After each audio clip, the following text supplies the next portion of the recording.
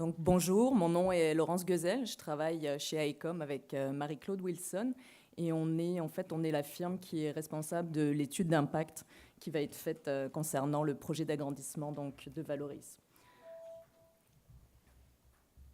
Donc, la première étape, ça a été de déterminer les zones d'étude pour l'étude d'impact. On a déterminé 2 zones d'étude et une zone d'inventaire dont je vous parlerai par la suite. Donc, la première, c'est la zone d'étude régionale.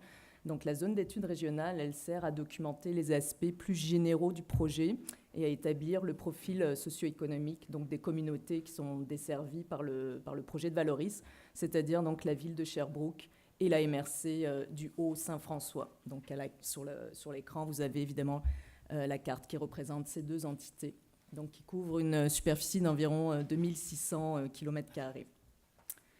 Par la suite, donc, on s'intéresse à un espace qui est beaucoup plus restreint autour des limites de la propriété de Valoris. Donc, c'est la zone d'étude locale.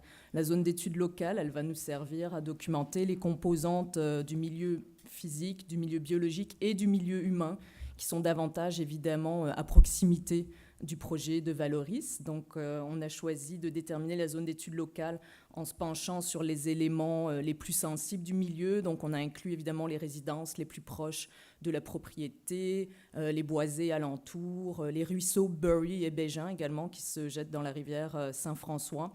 Les routes, les principales routes aux alentours de la propriété, donc évidemment le chemin du Maine central, la route 214, la route 255.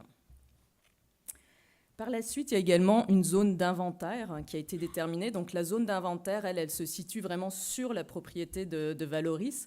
Et la zone d'inventaire, en fait, c'est pour... on a inventorié, comme son nom l'indique, les composantes du milieu biologique, c'est-à-dire la végétation, également la faune, les milieux humides, qui sont directement donc, touchés par le projet, c'est-à-dire à l'endroit où les futures cellules du site d'enfouissement vont être construites. Donc ça, c'est la superficie que vous voyez à l'écran. La zone d'inventaire, c'est les pointillés verts que vous pouvez voir, donc qui couvrent à peu près toute la superficie libre à l'est de la propriété.